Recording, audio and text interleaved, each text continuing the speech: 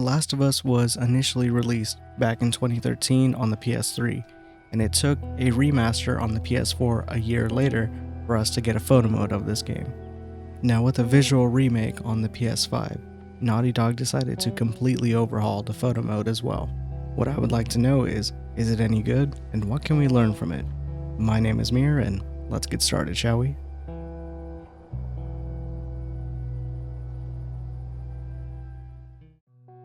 There are a couple of settings that we need to change before we start taking pictures. Go into Options, go into Display, and make sure your rendering mode is set to Fidelity. Once that's set, go back, go to Controls, and make sure your photo mode shortcut is set to On. This will allow you to hit L3 and R3 as opposed to pausing the game constantly for the photo mode. And once you have the settings configured, go ahead and open up the photo mode. First thing I would suggest is to hit R3 so you can bring up your grid. This grid is known as the rule of thirds. It's not a definite rule, you're allowed to break it, but basically it'll help you compose your shot. Now that we have the grid turned on, let's start going through each tab. First one here is the camera tab, and here you'll have a camera mode of custom or game. The game camera mode is essentially what you would see in the game. If you like the camera the way it's set, and you don't want to do any adjustments, just leave it on game. But like me, if you want to customize your camera angle, go ahead and go to custom, and then let's go down to roll and field of view. Roll essentially rotates your image. If you start moving it to the right, the image starts going counterclockwise. And if you keep going, you can make it into a portrait image. Next, you have your field of view. Here, if you go higher in number, your field of view goes into more of a wide angle. And if you go lower in the field of view, this will be your telephoto. Now, if we go all the way down, let's say we go to a field of view of 10, notice how the clocks look a lot closer to Joel? This here is your telephoto compression, where your foreground and your background look compressed. They look like they're right next to each other. Now if we move the field of view higher, let's say we go back to the default 83, we frame Joel on the same line he was earlier. This here is your wide angle distortion, where your foreground and your background are distorted. They're essentially being spread apart. On an actual camera, field of view is actually marked by millimeters. So your wide angle would be, let's say, 16 millimeter, and your telephoto would be something like 85, 100 millimeters and above.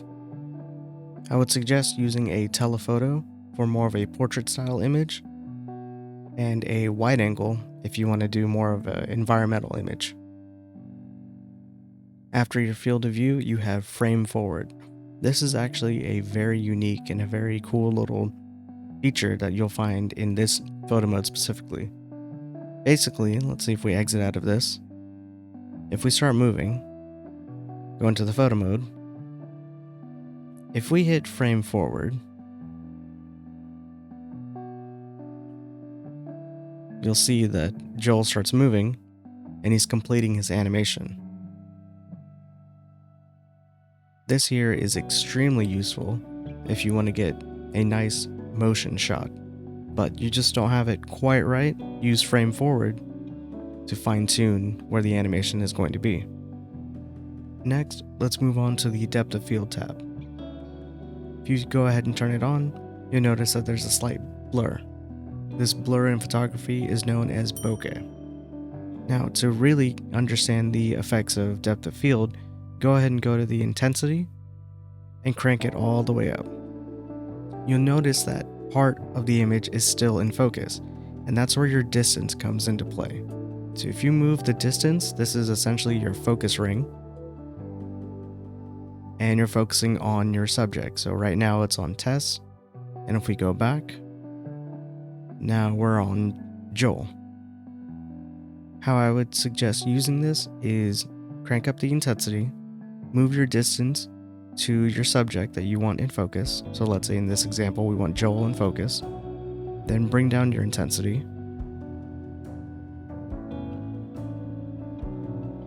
until you're happy with the amount of bokeh in the background. I think this looks pretty good. How you control the depth of field on an actual camera is by your aperture, which is controlled by f-stops. Next tab is your display tab, and here you can adjust your brightness, sharpness, and saturation. Brightness is, as it says, you can lower your brightness or you can increase your brightness depending on the scene. Sharpness, this one, if you crank it up, you can really sharpen up the image. This is more for personal taste. I personally don't like super sharp images, but really that's up to you. And your saturation is for your color. How much color do you want to pop in the image? So if you increase the saturation, depending on the colors on screen, you'll just get a huge vivid array of colors. For me personally, how it's set right now default is how I'm going to leave it. Next, you have your screen effects tab. Here you can control your chromatic aberration, film grain, and motion blur. Chromatic aberration is essentially a lens defect that creates more of a warped image. This I would suggest using if you're into this style. If you're not, just leave it default. You can adjust the amount of film grain you have, increase the slider and you'll get a ton of film grain. This is especially useful if you're going for more of a vintage look or more of a film look. I would highly suggest using film grain in those images, but if you're not a fan, just go ahead and turn it off. Now with motion blur, this only takes into effect if your character is in motion. So let's go ahead and get Joe running.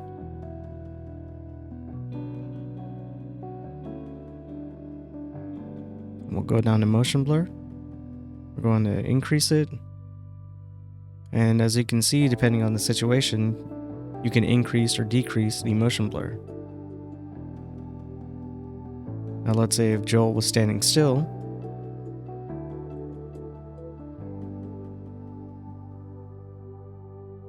and you tried to increase the motion blur, nothing's going to happen. I would suggest motion blur with some sort of action scene, whether it's combat or running or anything like that. Motion blur will definitely accentuate those scenes in particular. So your next tab is your filters tab. Here you can change all these different filters to give the image that you're trying to go for a specific look. And once you find that look that you're going for, use the intensity slider underneath to adjust how much of the filter you actually want. For me personally, I think about 50 is the best way to go. So in this tab, you also have the ability to hide characters. You can hide the player character, allies, enemies, any other characters, or remove them all if you wanted to go for more of an environmental shot. Next, you have your Vignette tab. And if you go ahead and turn it on, this will create essentially an oval around your screen. What this does is that it helps darkens the edges. That way your eyes can focus more on the center of the image. I feel a vignette can make or break an image, so you would definitely want to adjust it. That way it's more of a balanced image. If you increase or decrease the size, it'll basically spread the oval either towards the edge of the screen or towards the middle of the screen. And then once you find where you want the border to be, go down to your intensity and adjust the intensity of your vignette. Remember, subtlety is key. So now if we turn on and off the vignette, you'll notice that a subtle vignette changes the image entirely. Next, you have your frames tab. Once you cycle through the frames, you'll see that there's actually quite a few professional looking frames, but also some very artistic looking ones. These are definitely a matter of personal preference, so pick whichever one you like. Now once you have your frame set, you can actually change the color of it. There's a few preset options, but if you keep going, you'll find one that says screen color. So based on where the camera is pointing, it'll change the color of the bar accordingly.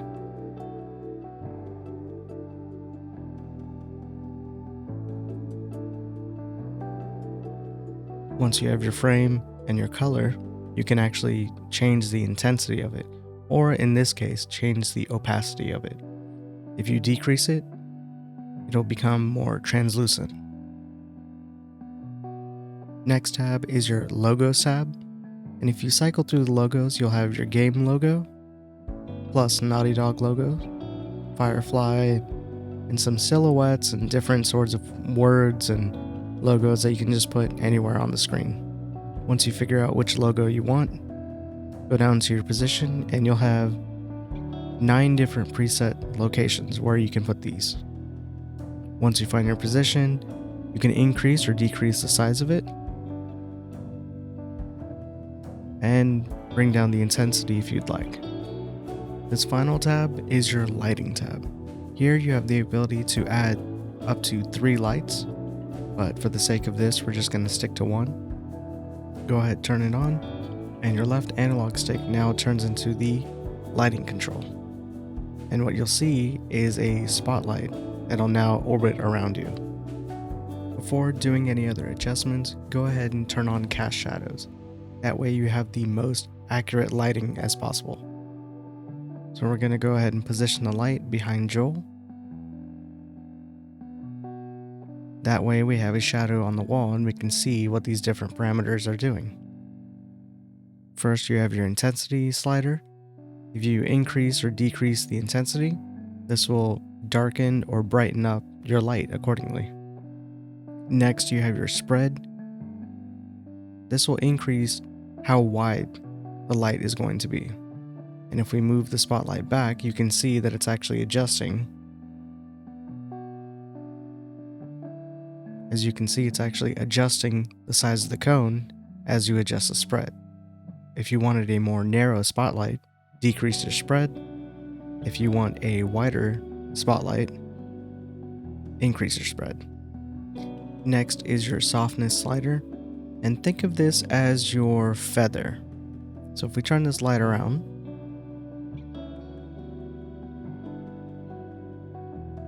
as we decrease the softness, what you'll notice is that the contrast between darkness and light becomes more apparent. It's now a harsh light. If you wanted to feather the light and have a smoother fade into the light and darkness, go ahead and increase your softness. Now, if you feel that the light is too far away or too close, you can actually adjust it with the distance. So if we decrease the distance, the light actually moves closer. And if we increase the distance, it moves farther away. Now let's say you move the light closer because you want it to be on Joel's face, but then realize, wait a minute, it's too close, but it's not pointing at his face. Hit the touchpad, and you'll turn the mode into rotation mode. Now your left analog stick, you can actually rotate where the light is going to be. Push the touchpad, and now you can go back to orbiting the camera. If you're taking a portrait image, how I would suggest you use the light is having it kind of at a 45-degree angle above the player's head, kind of pointing at them. So something like this. Or if we go around, something like that. You can adjust the color of the light as well. Just like the frames, you can actually have preset colors and a screen color. So based on what you're looking at, it'll change the color accordingly. Now, if you want to fine tune the color, go down to Hue and hit X, and now you'll have a huge array of colors you can pick from. Once you pick your color, you can adjust the saturation and how intense the color is. Something else you can do with the light is do indirect lighting. So for example, if we place the lighting right here,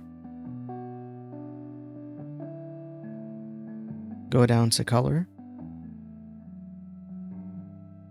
go to screen color, what this will do is cast some sort of rim lighting on Joel. So if we increase this intensity, This makes it look like the light coming out of the window is intense and falling on Joel. If we turn on and off the light, you'll notice it on his face. Very subtle, but these subtle adjustments is what adds layers onto your image. Now that we've learned how to use the photo mode, let me see if I can end it on one example I can make out of this.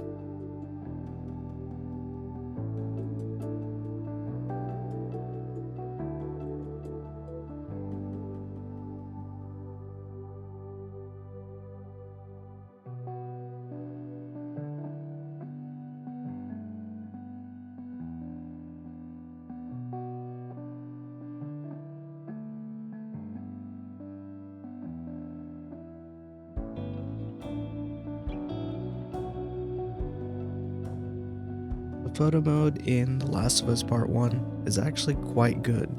My biggest gripe, my biggest complaint is the controls. It just feels very clunky, but once you get everything dialed in, the image looks fine and it looks actually really good. The addition of a lighting mode really puts this photo mode kind of above everyone else and puts it on par with something like Insomniac games like Spider-Man and Ratchet & Clank. I would 100% recommend this photo mode for someone who's learning photography, learning virtual photography, as you can learn quite a bit in here. So I think that's going to be it for me today, and I'll see you guys next time.